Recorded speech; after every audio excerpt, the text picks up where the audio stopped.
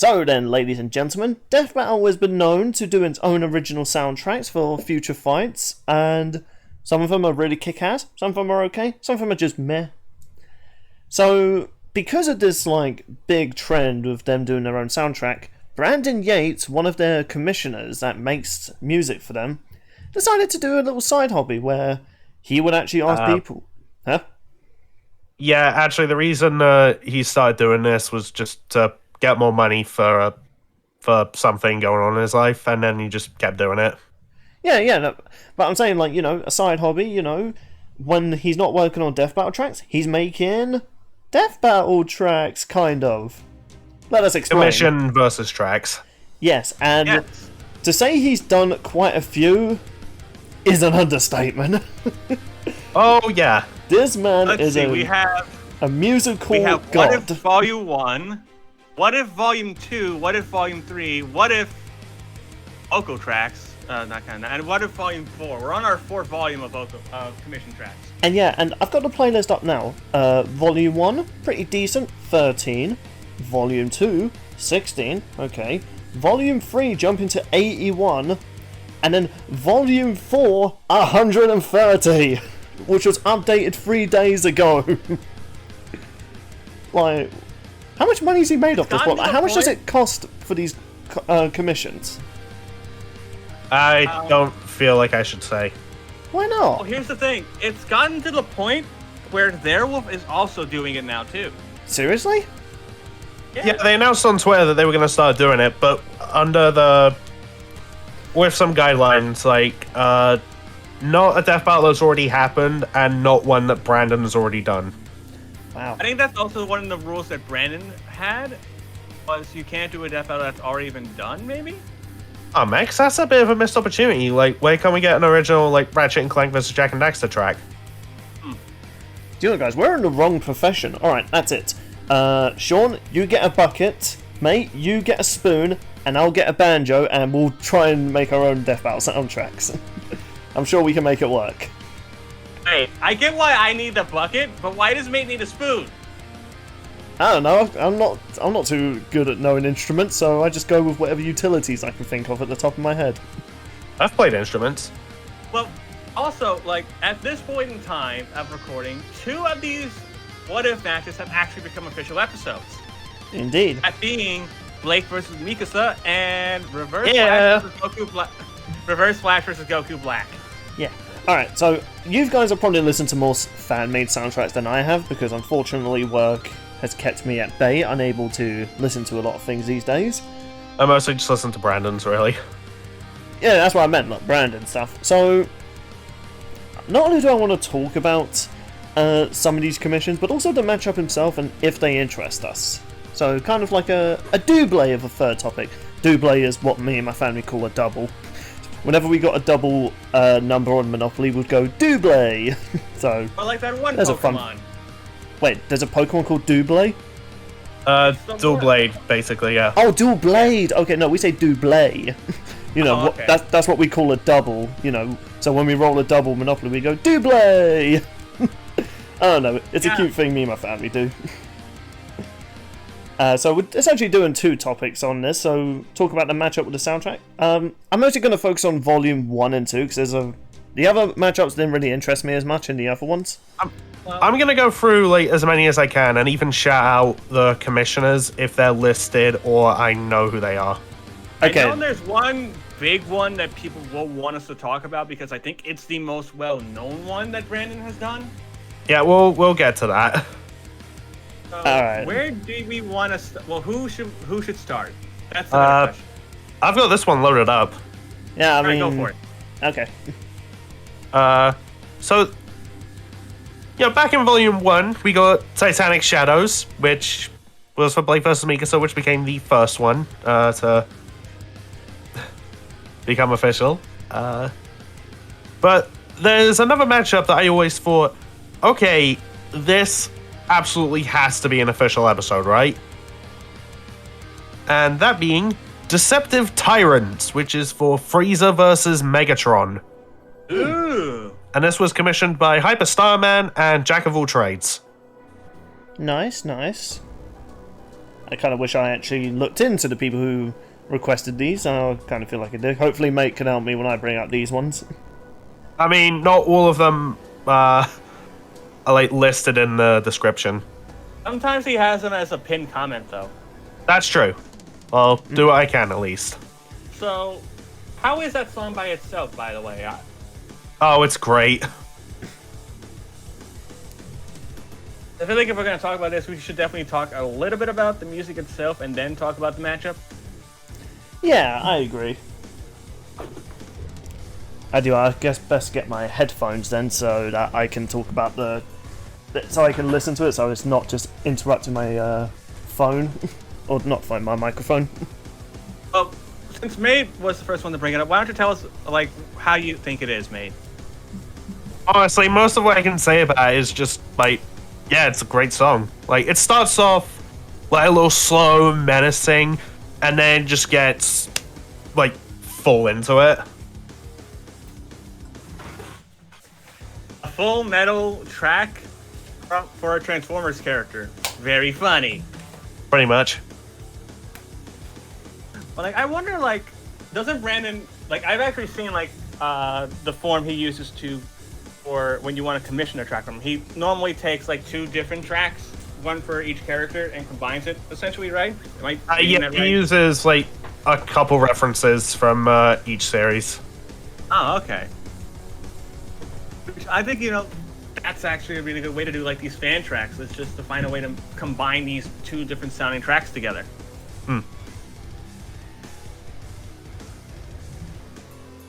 As Bill is preparing to listen to that specific track. I can also just post the links in our Discord. Oh no, I'm going through my playlist of the soundtracks that I brought in that I definitely want to talk about. Okay. Because I'm not going to flip through to find the one. Unless maybe By the brings up way- one that I've listened to, then kudos.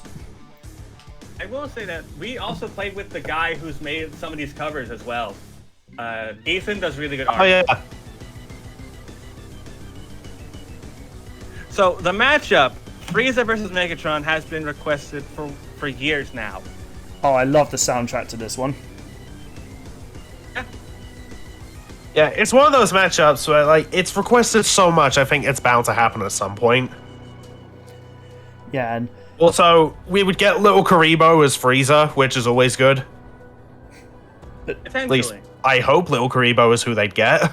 honestly, the music for this fight is brilliant. It really gives off the tyrannical side of these characters. Like, this is a type of theme I would imagine they would have in their official series. Yeah, especially since, Bill, you are a Dragon Ball fan, so I think you can definitely attest to that.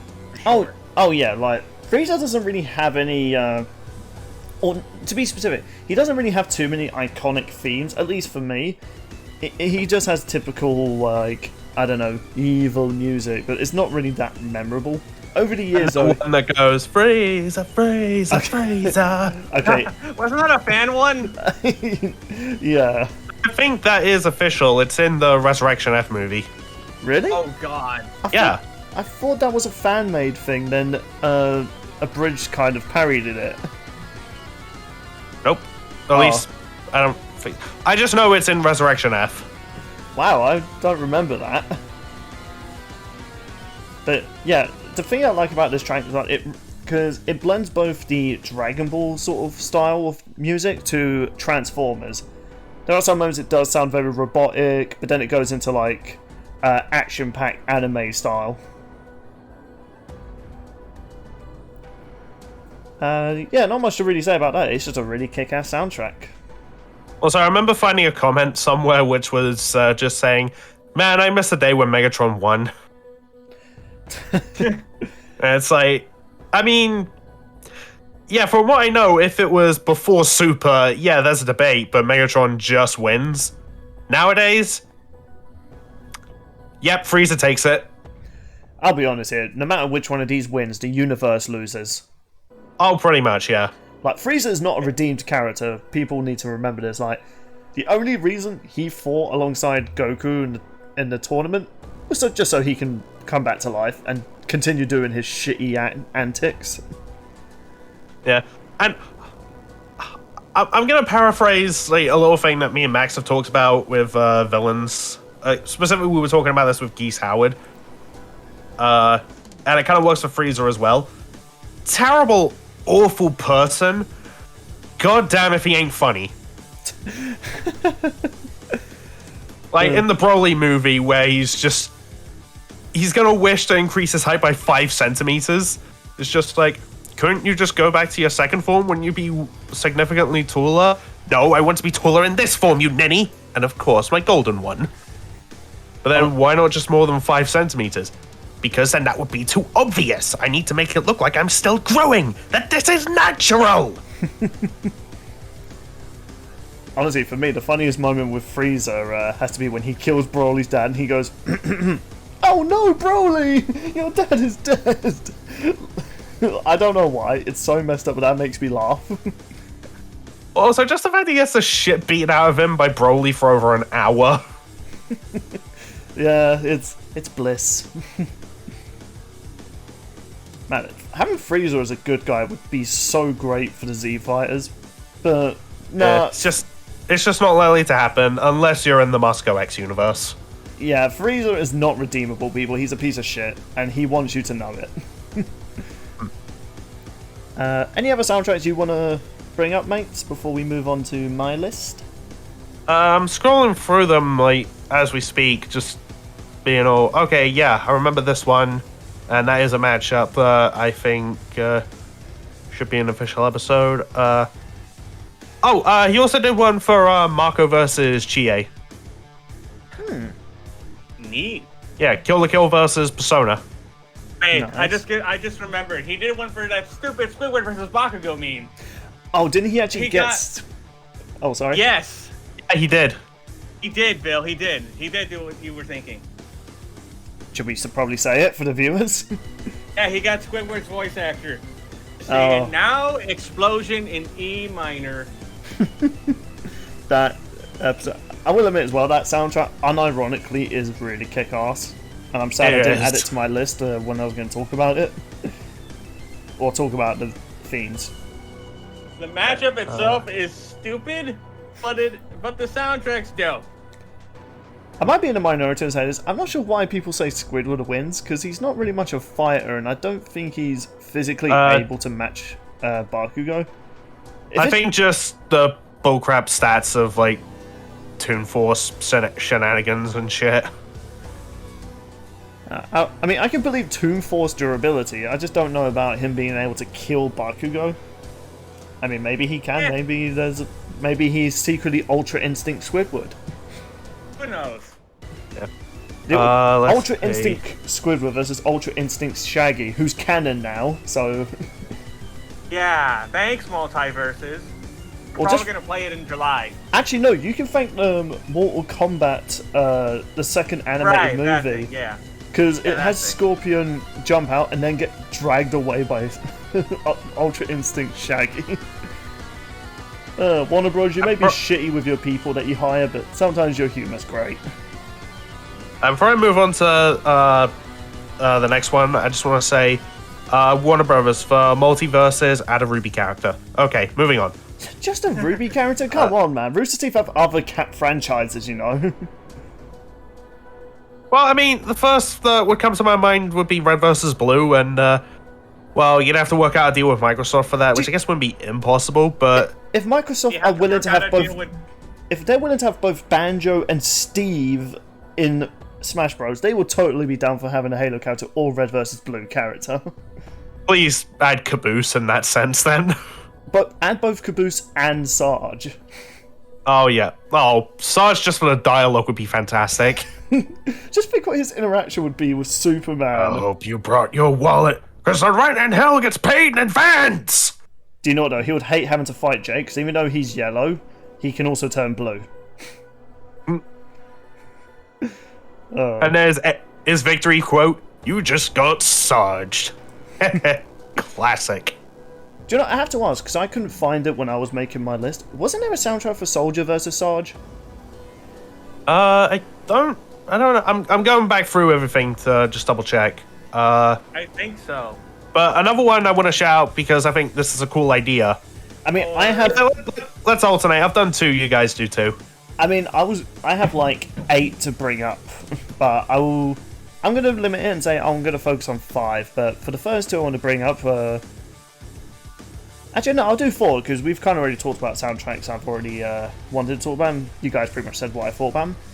So this might please Mate, but one of the soundtracks that I first listened to when I was getting into these fan-made commissions was Titanic Shadows.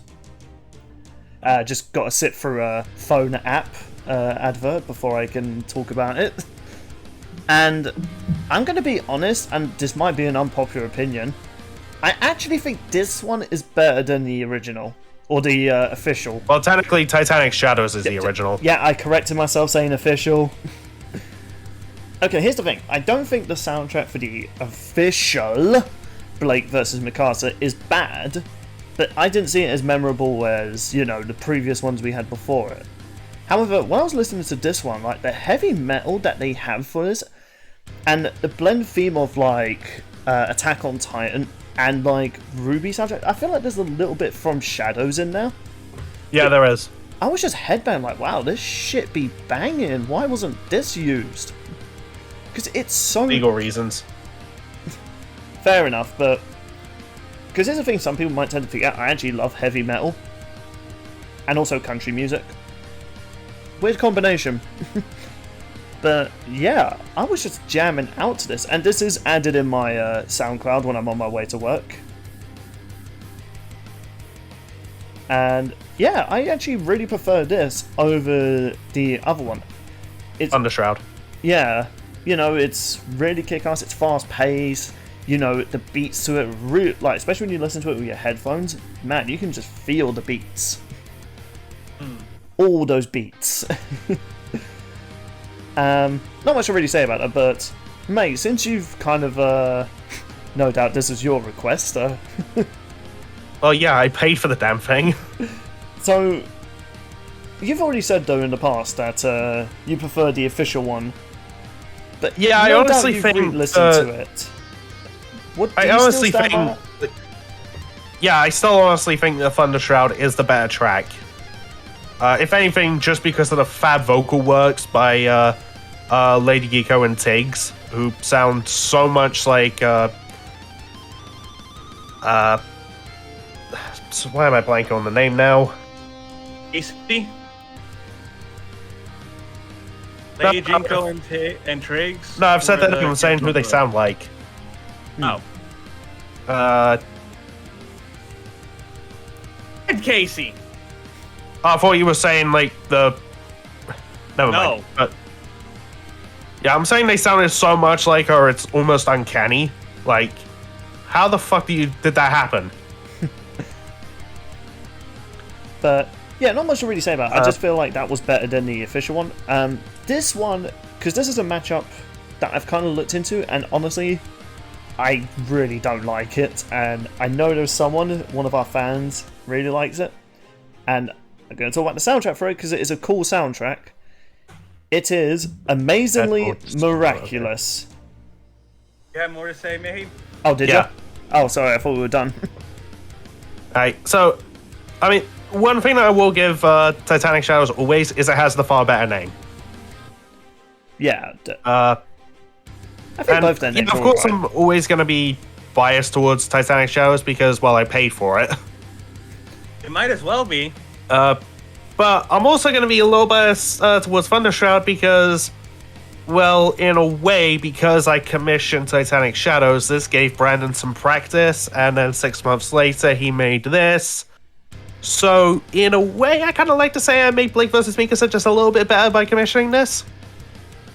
I feel like putting up the meme, if you know that meme of Barack Obama giving himself a medal, that's your only mate right now.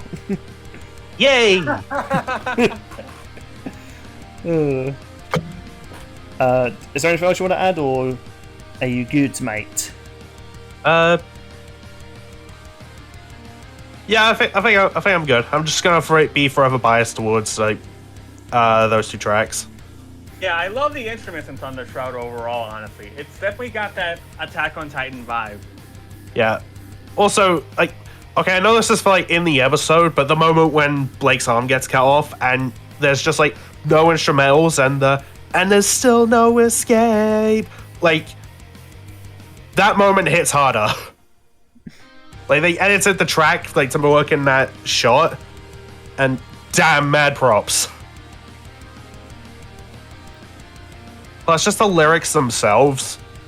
Like, sky's raining blood, which happens a lot in Attack on Titan, and everything that I love is falling away. Yeah. Well, what happened at the end of the last Ruby volume? Yowie, wowie. Yeah, I think the fact that this was like the pre-evolution to Titanic Thunder Shroud was a nice like practice / stepping stone. Yeah, and that's the thing with Brandon. He always likes to one-up himself if he can. I mean, 100% agree with that. So, if you out there have commissioned a track and it gets announced, if Brandon's on it, on that episode, well, I think you're in for a treat. I didn't actually expect us to talk this much about Titanic Shadows. I did want to kind of do a comparison to its official one, but yeah, it's obvious mate really likes both these soundtracks.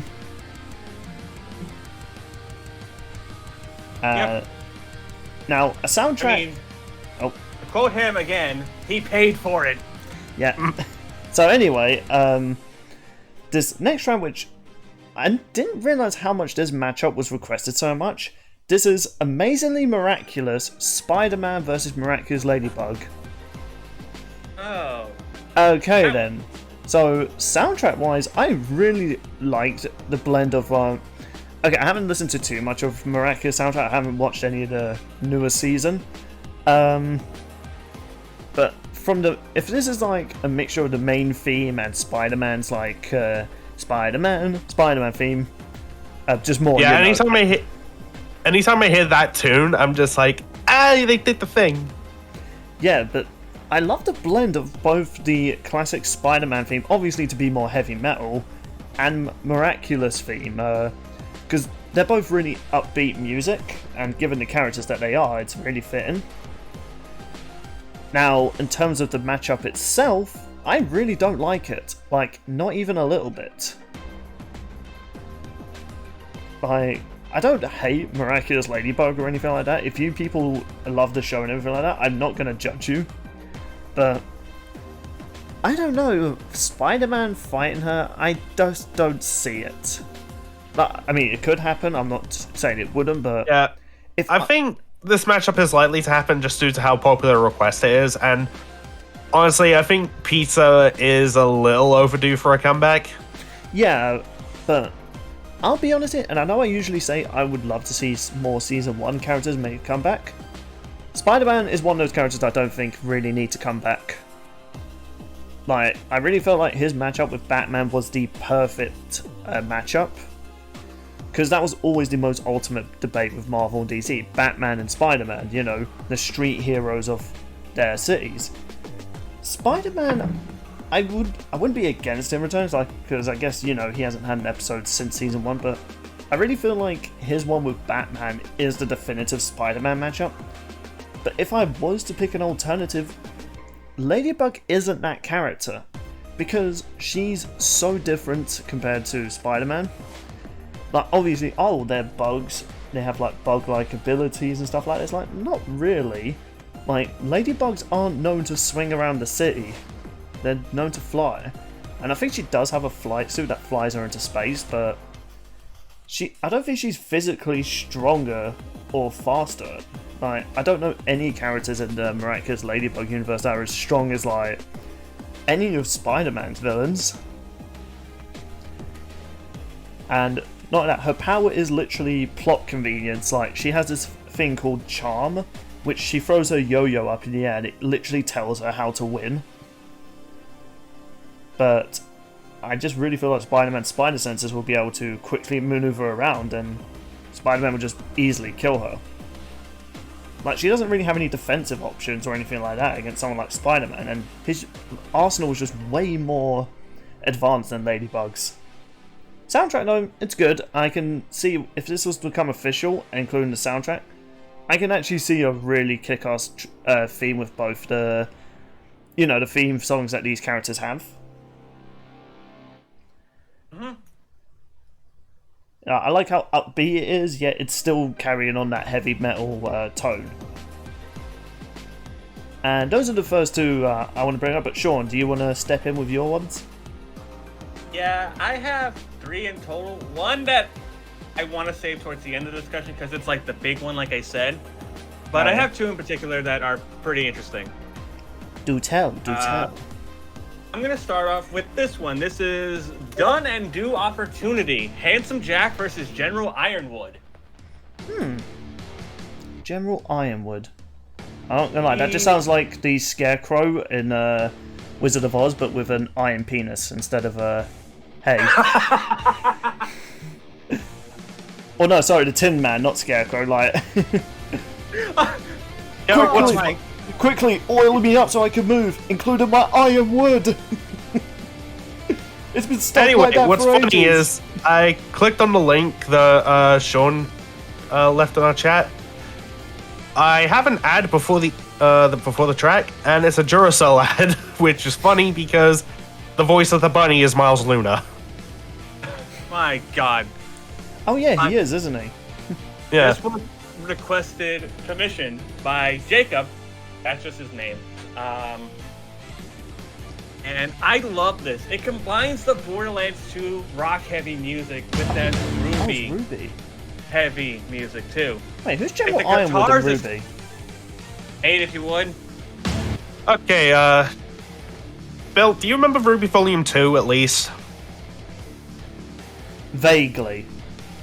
Okay, so General Ironwood is the head of Atlas Academy, like the military kingdom. Also, one of the most paranoid people on all of Remnant. He's a part of Ozpin's like Illuminati-esque organization to protect the world from Salem. He's always about strong military presence, just absolute domination to make people feel like safe and secure, but let their enemies know how much of a threat they are. And then in volumes 7 and 8, he kind of went a little nuts. Because while learning about how powerful Salem actually is, and just everything went to shit. Oh, let's just say that. Yeah, which is why I like the connections with this match, because they both follow that concept. They were both heroes in their right, but then they just fall into some sort of madness. Yeah. You either, like, die a hero or live long enough to see yourself become the villain. Which is a quote that Jack has said in the second game. Yeah. Although, like, the tragic part with Ironwood is, like, it's just because of his semblance. Like, once his mind is set on something, there's no changing it.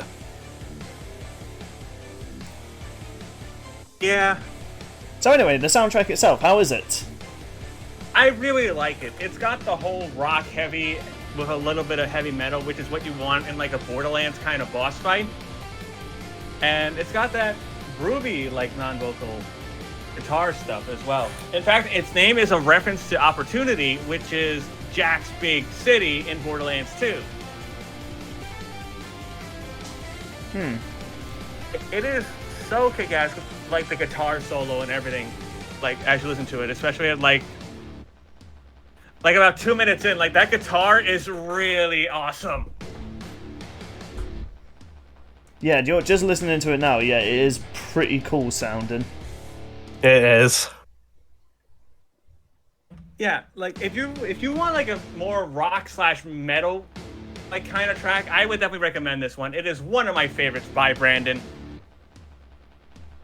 Because as a Borderlands fan, it captures that Borderlands aspect so well. Yeah, I've been meaning to play the Borderlands games because honestly, just the soundtrack alone is really awesome. They're fun. And yeah, this theme definitely captures Handsome Jack's main theme. 100%. But if you want to know the matchup, based on what I've seen, people don't know who wins.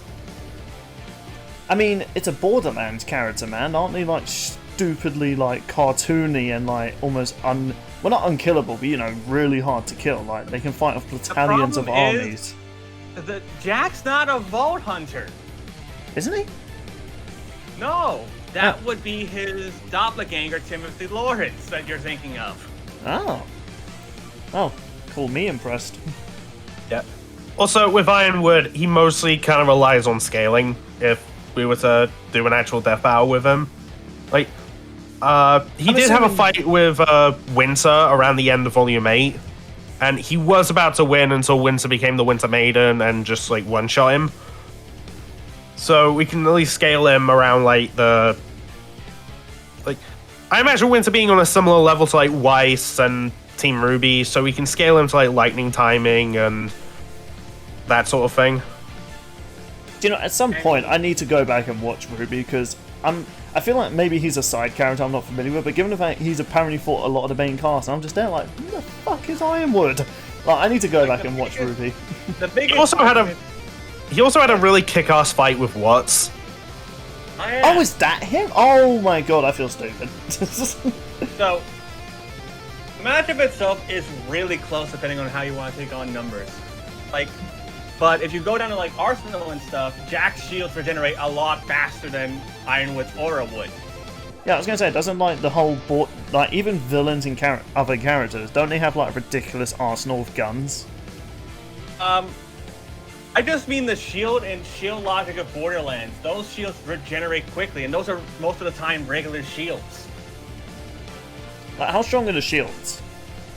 The shields can take on, depending on what branding, since this is Handsome Jack, they would think of Hyperion branding. It can take on a lot of different punishment, and they are resistant to fire, acid, slag, and ice. Not too impressive. Okay. They do take a little bit more damage from electricity-based attacks because they're shields. Alright, that is lightning dust. At the same time, the Hyperion shields in general, for a little bit of full shield charge, which again will regenerate, your gun will do a lot of damage on the first shot. Yeah. Also, Ironwood does have this attachment for like both his pistols. Like he puts them together, and it's just a cannon that was strong enough to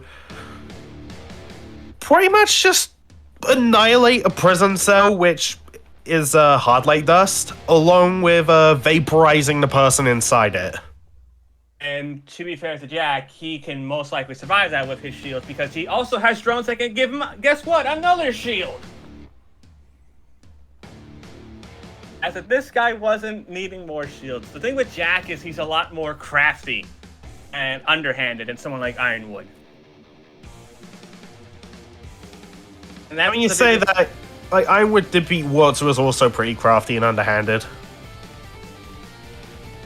Do you know, I know we're talking about a lot in the matchup, but the theme as well, like, how good did it capture like the Ruby and it combining it with like the Borderlands theme? But with these two characters, like the theming is there, that these both were actually good people who thought they were doing the right thing, but they just got driven to madness and are considered the big bad of their worlds.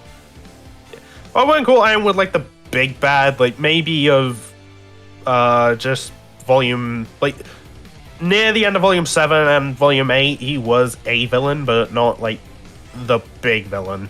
I will say though, comparing those two, clearly Handsome Jack left more of an impact on me. As someone who hasn't played the games, I've heard all the Handsome Jack lines. He is so funny. Yeah. He's just... Handsome Jack he's been regarded as one of the best video game villains of all time. Yeah, as Ironwood clearly did not leave an impact on me, given the fact I didn't realise he was in the show until like 2 volumes. We also just chucked that out to you being oblivious. Yeah, could be. I mean, I'm an oblivious fucker. Like, from what I've heard, like, I've actually talked to this about Kier way back when. A lot of scaling, actually, these two do compare to each other a lot.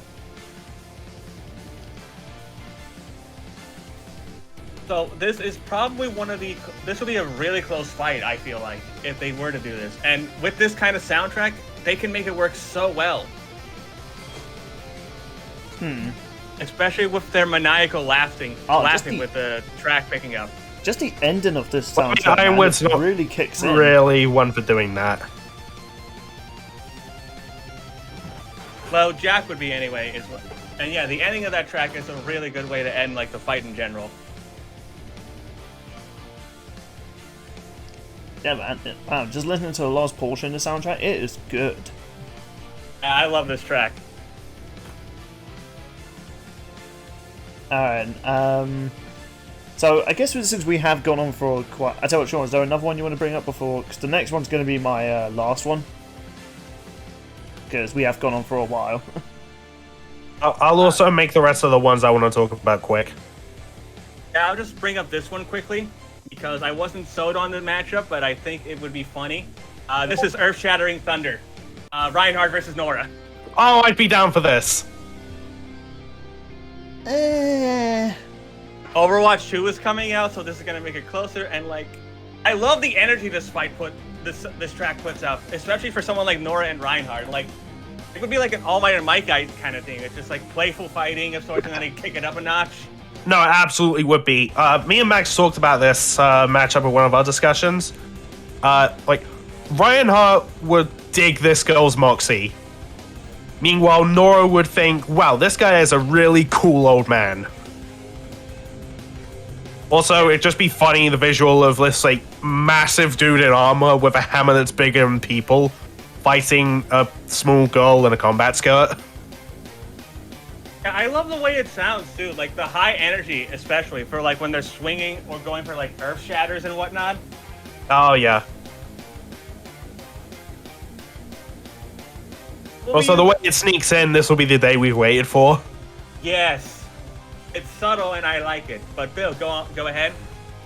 No, I just listening to it now. It's pretty cool. I'll admit. Blending of Reinhardt's theme from his short animated trailer. Yeah, sounds kind of cool. I can't really get the theme where. I don't know. Maybe it's because I haven't listened to much Ruby soundtrack. I'm not really hearing bits where it matches Nora. Yeah, but I feel like it's not a specific track. It's just like that high energy, I think, also represents Nora really well. Do you know? Yeah. I could buy that, actually. Yeah, she is probably the most hyper character on there, and probably the most memeiest. Nora is best girl. Well, break his legs. No, Nora and Yang are best girls in Ruby. I feel like anytime you mention the name Nora Valkyrie to a Ruby fan, that quote will be the first one they bring up. Probably. But this would be a lot of fun, I feel like. It'd be funny. And again, with Overwatch 2 coming out, why not this one? Yeah, I can see the potential in the fight itself, too. I'll probably put my money on Reinhardt. I mean, to be fair to Reinhardt, he can swing with enough force to make fire from mid-air. And he's matched Doomfist, who can shatter skyscrapers. Yeah, funny you bring that up. Yeah, I'm putting my money on Nora. I wouldn't be surprised if Nora wins, but Overwatch 2 might give Reinhardt a pretty good buff. I mean, that's possible. Like, as of right now, I'm sticking with Nora. Partly because you mentioned the Doomfist, like, how he can hold his own. They brought up Doomfist in Black Widow vs. Widowmaker and how demolishing a skyscraper in one blow, which he might not have done necessarily, but given the benefit of the doubt, that'd be just about over 2 tons of TNT. Yeah, but the fact his physical strength is capable of doing that, and yet Reinhardt is capable of matching that and even overpowering Doomfist. I don't see Nora matching that. Yeah, I was getting to that. You remember that feat they brought up for Blake and Blake versus Mikasa? How she could withstand like 4 tons of TNT? Yeah, Nora was in that as well, so she would get that feat as well. Well, the thing also with Doomfist is he has a new ability in Overwatch 2 called Power Block, which makes him absorb all that damage, which I'm pretty sure is actually strong enough to absorb the damage from Tracer's Pulse Bomb. Oh, wow. Not only that, Nora can't really utilize her main gimmick, which is absorbing electricity and, making herself physically strong. But Reinhardt doesn't have any electrical attacks. Yeah, but Nora does. She's implemented it into a hammer. She just squeezes the lever and absorbs some like electric juice. That is true, also- but she needs time to electric absorb juice, but- that, which Reinhardt is definitely And not going to give her. And also, Reinhardt has kept up with Tracer. Yeah, which Reinhardt's just way too like OP, aside and, from the actual gameplay itself. And Nora would scale to lightning timers. I'm pretty sure Tracer might be faster than. Yeah, I was I gonna don't say. exactly remember. I'm certain she is faster. I don't know. But I think lightning would still be faster than a sniper round, wouldn't it? Well, it was point blank. Like, she had to literally see that aimed at her and immediately dodge just before the bullet was fired. That is way faster than lightning. And also, like, just the idea would be so fun, and the dialogue is amazing. And they could definitely get Nora's VA too. Yeah, probably even Reinhardt, because he's usually down for doing, like, fan stuff. And he has done Oh my in the god, past. Reinhardt's voice actor is such a Chad, though. Like, one time he went.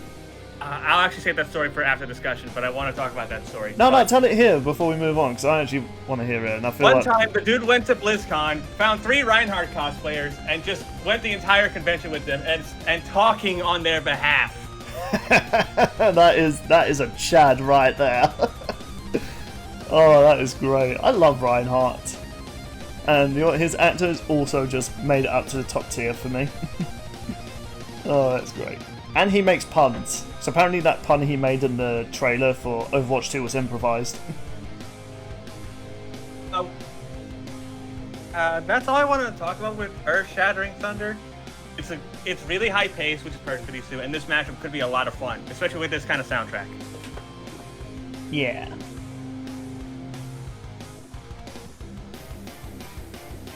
Bill, did you want to bring up one more before we get into the big one? Yeah, I'm just looking for the soundtrack right now. Here it is. So, if people have watched some of my Let's Plays, you may know one certain game I might have played during my early days of my YouTube channel, which is a classic Flash game, Henry Stickmin. And my god, when I was looking through the soundtracks for this discussion, one of them I found was Stick It To Them, which is Henry Stickmin versus The Second Coming versus Red versus Fancy Pants. Holy shit. It's like... that's the 6-figure battle royale of sorts, but yeah, and holy hell. the soundtrack for it, oh my goodness, I will admit, it doesn't really blend a lot of their themes. It really feels like an original soundtrack that fits all these characters. And I know we haven't really talked about it much. The commission art they do, I just love the one they've done for this. It's Henry Stickmin's controller, like teleportation. Hey, that's our boy Ethan right there. Oh yeah, it is an Ethan one, isn't it? Yes, it is Ethan. Oh, that's sick. But I just love this soundtrack. It's so kick-ass, but also kind of cartoony to match the characters. And yeah, I just love how much energy this has in it. It's so upbeat with a bit of heavy metal to it. And honestly, I'm just picturing the fight in my head. The mixture of probably epic fights with slapstick. Oh yeah, it's definitely got that techno vibe, and then it switches immediately, just like that controller. So it's like they're switching different tones for the different characters. It feels like. Yeah, which I think was the main thing, because for those that don't know, Henry Stickmin has a teleportation device, which originally just acted as just teleporting him to random parts of like the area, to the point to space, to the point the multiverse, like. And it is hilarious, and it's really kick-ass, like the soundtrack. It's the one I wanted to say for last, because I've actually listened to this way too much. But Its slapstick is what is there for sure. Like, it's funny. in terms of who wins, I'm probably either going to say Henry or Red. Just one of those characters. Yeah. And like they would have a lot of fun if they wanted to go like the drawing route for this one.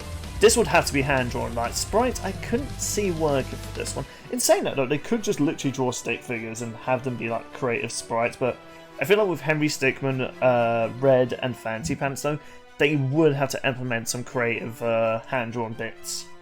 Especially with the faces Henry Stickmin makes, like, oh my god. The memes. Memes. What do they mean? Oh my god. I keep setting you guys up for jokes. Yes, you do. That's your problem. It really is. Overall, though, yeah, I would list off more, but given how long we've gone on for, I feel like these three I've brought up are definitely big highlights for me from the fan community, including one of our co-hosts who commissioned one. Yeah, I gotta say, Brandon's made some good soundtracks that I've listened to and continue to listen to even when I'm at work. Yeah, I think overall, like, these are all fantastic. But there's one I did want to bring up because I feel like this is the one that Brandon's most known for. Oh yeah? I'm gonna stick out my earphone now. Oh, is this the big one? This is the big one. Okay, can I just quickly go through like a bunch of ones really quickly? Yes. Okay. Primal Chaos, which is for Chaos from Sonic vs. Kyogre from Pokemon.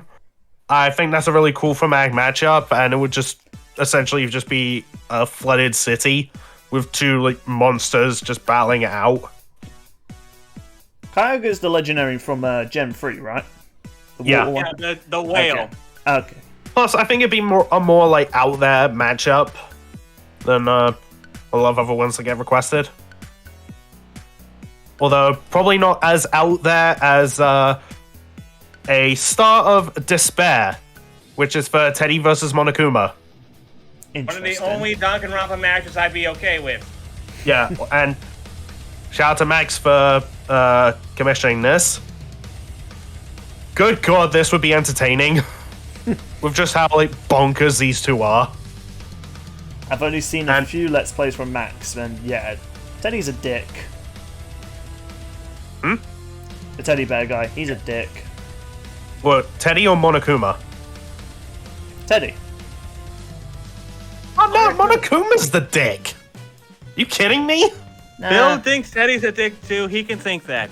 Yeah. I mean, true. Am I not allowed to think Teddy's a dick? No, yeah. Exactly, blood. You're allowed. Also, I can say both are supermassive perverts. I mean, it's Japan. Especially Teddy. It's Japan, what do you expect? Yeah. Although, something kind of funny, so, Monokuma is controlled by someone called the Ultimate Despair. I'm not going to say who it is, but I'll just say they're an attractive woman. I think that's... At least physically. And with how much of a pervert Teddy is, and he's always known for asking about the chance if he could score with Chie, Yukiko, Risei, or Naoto, or just any girl they interact with. I want Teddy to find out who the Ultimate Despair is, be so disgusted by what they're all about, and say, I wouldn't even think about scoring with you. Because if you know the character, you know that's him saying, you're disgusting and I hate you. But if you don't, that's just like, what the fuck? You know, there's a lot more I could probably go over, but the last one I will give a shout out to is totally not biased at all for this, In Semblance Forever. Oh, of course. What a shock. Yeah. Another track commissioned by the Max a Few Trades. And me. Yeah, we went splitsies on this. Yeah, I was going to say, isn't this like your biggest one that you contributed both, that you both contributed to? Yeah. So for Ruby versus TMNT, just a really cool like 4v4 fight. Because look, in Death Battle, we need more team fights, and we honestly think this is, in the grand scheme of things, probably a cheap one to put together than a lot of others, because they have the Ruby models like right there, and with the Turtles, they could either just yoink them from Injustice, or if they had to make them like from scratch, you can just make one and then recolor the headband.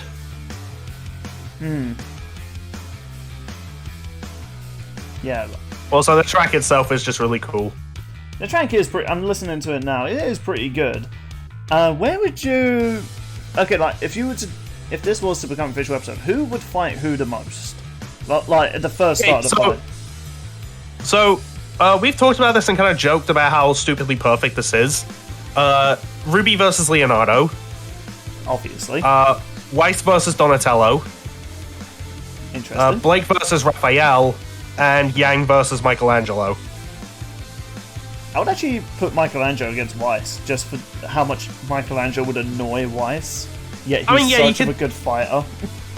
Yeah, you can do like some comedic pairings as well, but we talked about this because so Ruby and Leonardo because the leaders, Weiss and Donatello because like the smarter ones, and Weiss, Dust, Donatello, machines.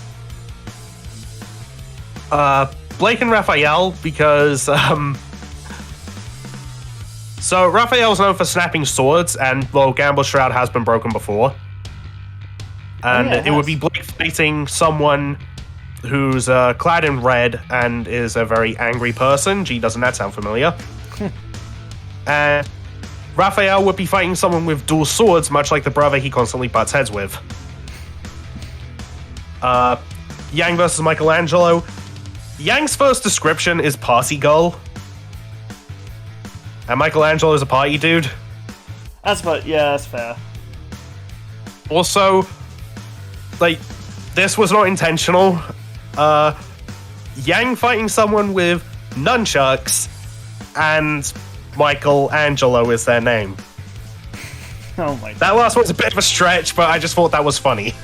I mean, given the Smite reference you brought up earlier, I wouldn't be surprised if they do make a joke about that. I mean, they totally could. But also, those orders are how they're both lined up in their theme songs. Ah, nice. Ruby, red like roses, fills my dreams, bring me to the place you rest. Weiss, white is cold and always yawning, burning by a real test. Blake, black the beast descends from shadows. Yang, yellow beauty burns gold. And as for the totals, Leonardo leads, Donatello does machines, Raph is cool but crude, Michelangelo's a party dude.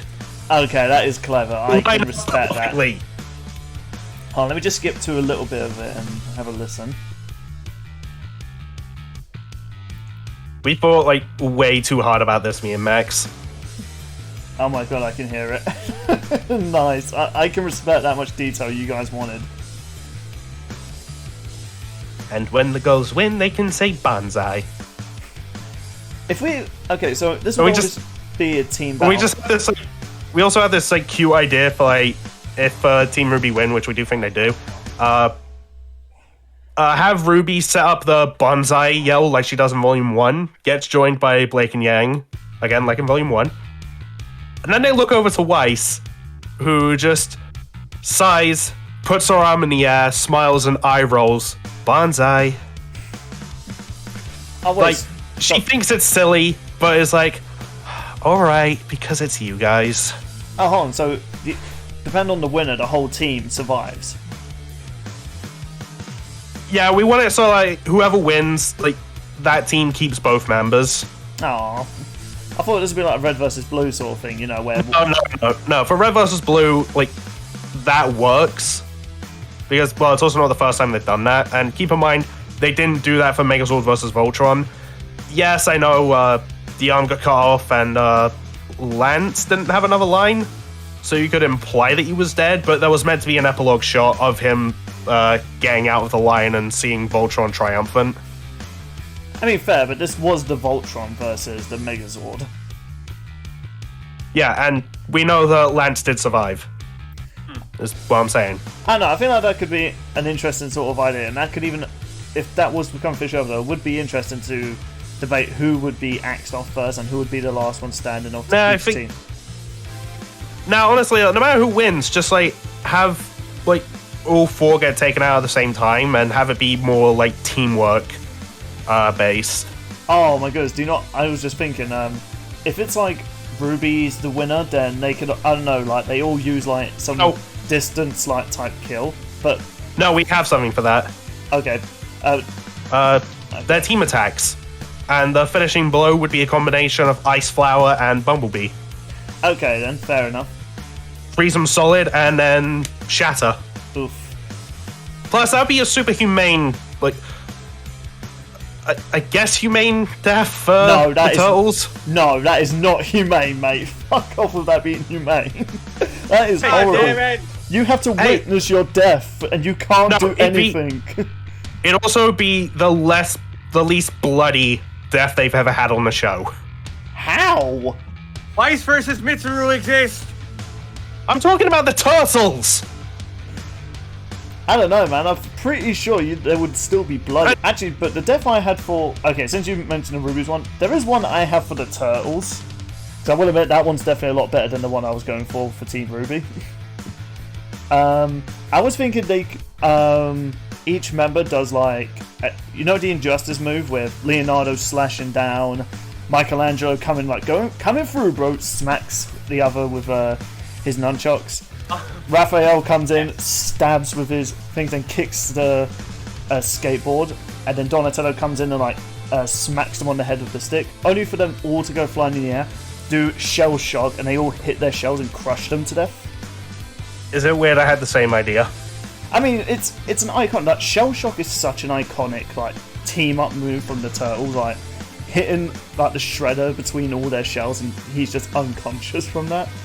So yeah, I could see that being one of the deaths, but the Ruby one, I can actually see them doing I was thinking a ranged one, I don't know, they all fire some powerful ranged attack, which goes all Dragon Ball and incinerates the Turtles, maybe.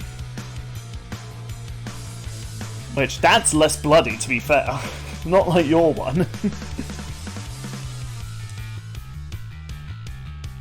I don't know. I just like the idea of highlighting all their team named team attacks. However, plus it'd be a way to bring them back because we haven't seen them used that much. Yeah, fair. I will say as well, the last time they were referenced was Volume 5. Before we move on to Sean's one, No, sorry. Technically Volume 6, because I think Blake and Yang did a little twist on Bumblebee when fighting Adam. Oh, okay. Yeah, what was it? Yeah, so if we were to assume that they went the red versus blue route, who do you think would be more likely to survive from red team to fight the last member of the Teenage Mutant Ninja Turtles? Because for me, I would think Yang from Ruby and Leonardo from the TMNT. I think that's a fair point, actually. I think it would be a lot more of a climactic point if it was Ruby and Leonardo at the end, but I think you can make a logical case for Yang, too. Yeah, Yang is physically the strongest, and I think the better physical fighter compared to her sister and other friends, but obviously if we were to go by who's the strongest one to survive out of the TMNT, well, Death Battle kind of explained that, Leonardo. Yeah, if you want to go that route, I think that's the way to handle it. I think if it was with Yang as well, it would be interesting to see, I don't know, I'm picturing Leonardo chops off her robot hand, and, she looks like she's helpless, but she rigged a trap on Leonardo's back, that it was her sticky explosives, and Leonardo's just and just explodes. Oh, didn't see that coming. Thank you, I was hoping you would get that.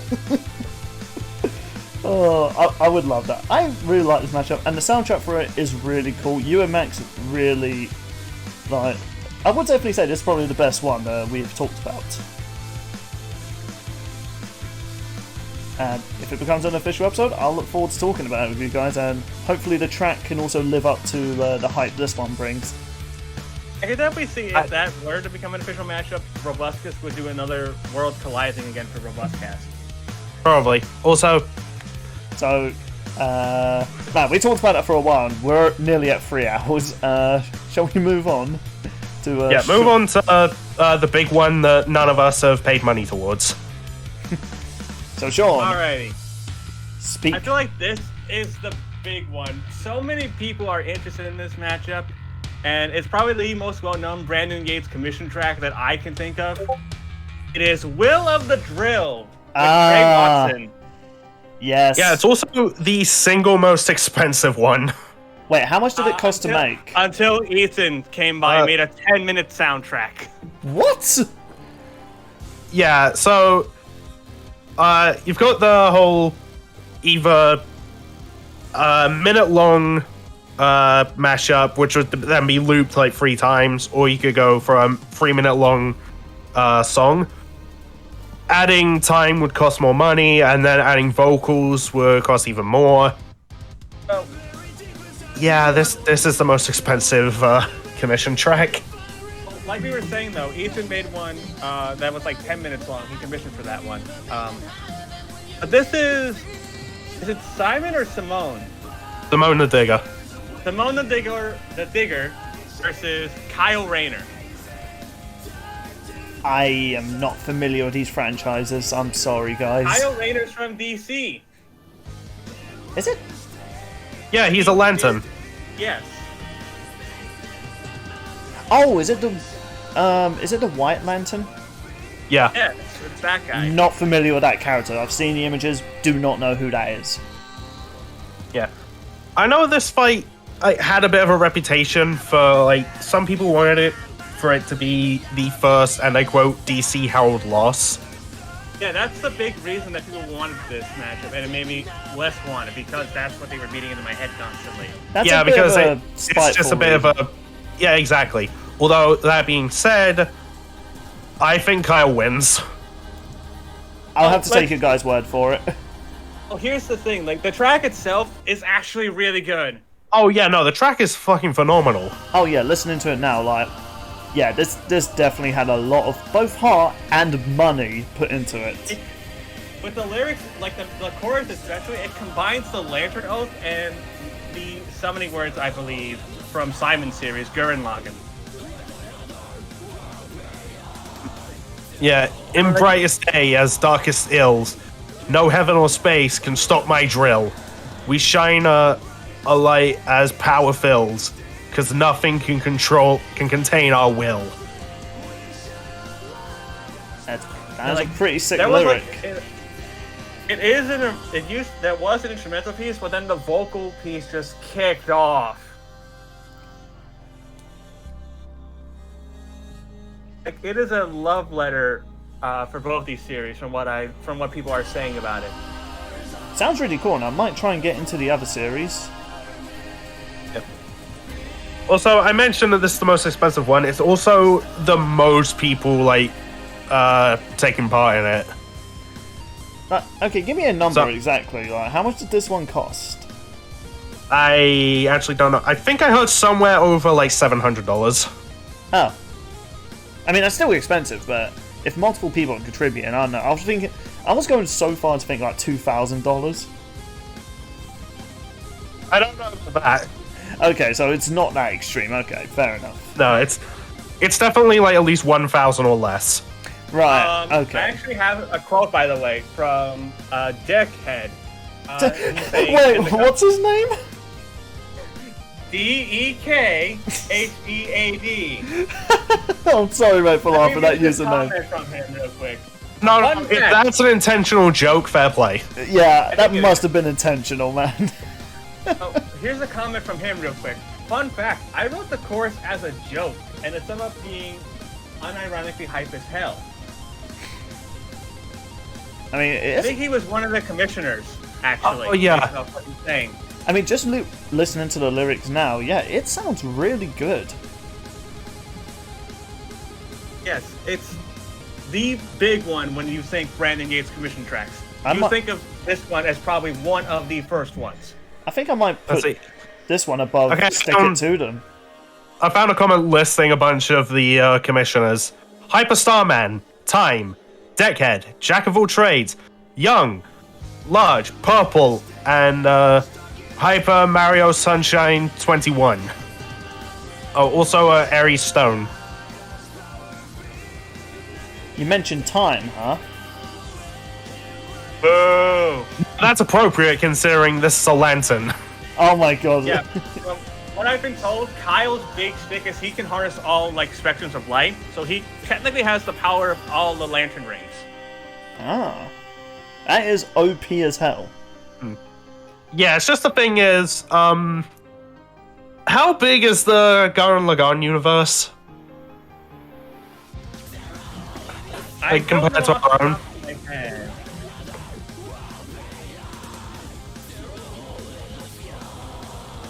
Not sure. Because Kyle as a Green Lantern held back the Big Bang. And considering that's the DC universe, that's a billion times bigger than our universe. And as a White Lantern, he's more powerful.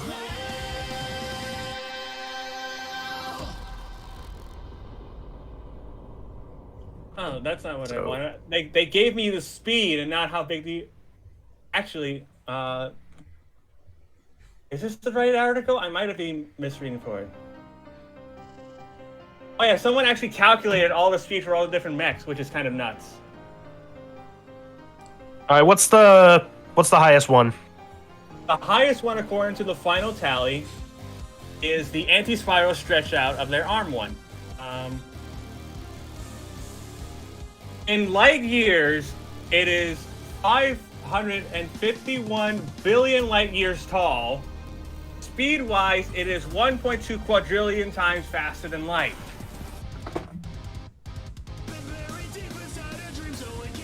This will probably I'm just looking for a number.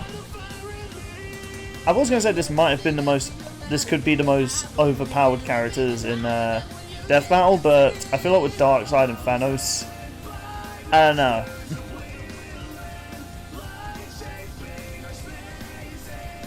Actually, no, I guess Scarlet Witch versus Zatanna, actually. I'm coming up to a number. Oh boy.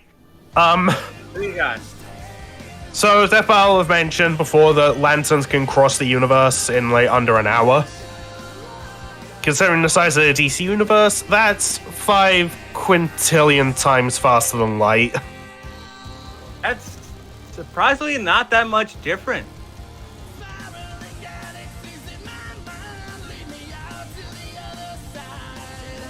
Because, like, the thing about these things, they're also light years tall, according to their official source material.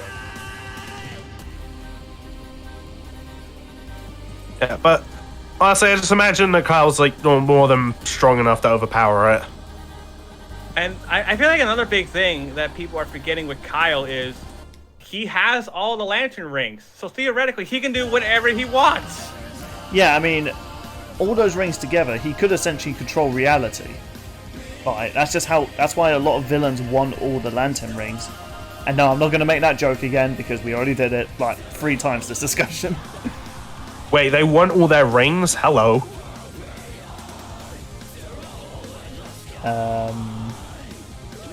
That's a term for arsehole. I mean, yeah, but I just don't think that worked. That didn't work at all. And like this is the big one because like a lot of people want this matchup. Shouting out the Robust Cast again. When they were making their Dream season, they said this should be the season finale. Oh, this is absolutely season finale material. It would be nice to learn about these characters. I'm always down for learning more characters. I think May was trying to say is that this is season finale. Oh, did I cut out? Oh god, you're all cutting out. I think we've been going on for so long. I think my laptop's trying to say end it. But Discord's just having a hiccup, folks. Oh dear. Okay, yeah, but mate, I did hear mate before he was cutting out. He did say, yeah, this is totally finale worthy.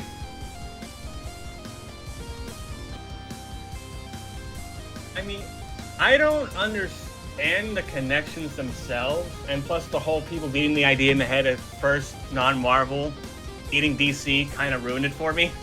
Meanwhile, Jinx beat you to it. Yeah. And to be honest, I feel that whole mentality of wanting to end the franchise's win streak, or just to have a franchise lose, just to have the other win, is a spiteful reason to make a most wanted. I mean, that's just me. I mean, we've kind of talked about that in past third topic, so we won't go too much into that, especially considering the fact we've been going on for nearly 3 hours. Hey, I had a lot of books to go through for this, for Hercules and Sun Wukong. No, most of this was because of the track conversation. I didn't anticipate how much we were going to talk about, to be honest. There's so many tracks! Yeah, maybe next time we do something like this, we'll pick a limit. Go into the comment section. Go into the comment section. Leave some tracks down below that we forgot to mention. Yeah, shall we wrap up? Was there anything else you want to add to this, Sean? I'm good, but like all these soundtracks we talked about, I can definitely see them as episodes one day. Yeah. Yeah. And there's also like some of the tracks that Werewolf have commissioned. Maybe, actually, honestly, after this one, maybe another time. No, Another Yeah, time. another time. maybe not. Honestly, with how long this one went, maybe not. Well, there's also significantly less. I think they've only posted 2. Regardless, I don't want to do this type of subject again. It was fun though. We had fun. I just didn't anticipate 3 how long. hours of our asses just sitting in chairs. Well, I'm sat on my bed and I've got sweat patches now on my back. Too much info. You were just talking about buttholes. Yeah, but you expect that from me. Oh, hypocrites! Anyway. Thank you folks for watching. Yes, okay, let's do our outro. So, if you enjoyed this discussion, people, be sure to let us know. And if you enjoyed Magneto vs. Tetsuo, let us know in the comments. What do you think of the next time of an interesting matchup? What soundtracks did you like by Brandon? What ones could you see becoming which matchup do you see becoming official? And are you interested in them? You ready, mate? Do your outro, please. Thank you for watching. If you enjoyed, be sure to like and subscribe. If you did not enjoy, be sure to like and subscribe. Check out all the other stuff that Bill does. Check the links in the description to go to mine or Sean's channels. And we will see you for the next one. Bye. Sean, the birthday boy, do your outro. Thank you. Thank you folks for watching. I hope you enjoyed this edition of Let's Discuss Death Battle. Let us know your thoughts down below on Magneto vs. Tetsuo. Did you like it? Did you think it was okay? What do you think of Hercules vs. Sun Wukong? Because who do you think wins? Because we're not 100% sure ourselves. And what do you think of our third topic of tracks that could become official matchups? And do you have suggestions for tracks we can talk about and do like a little bit of a fan round? That being all said, thank you folks for watching, and I will see you all later. This is a track we're definitely not staying on next time.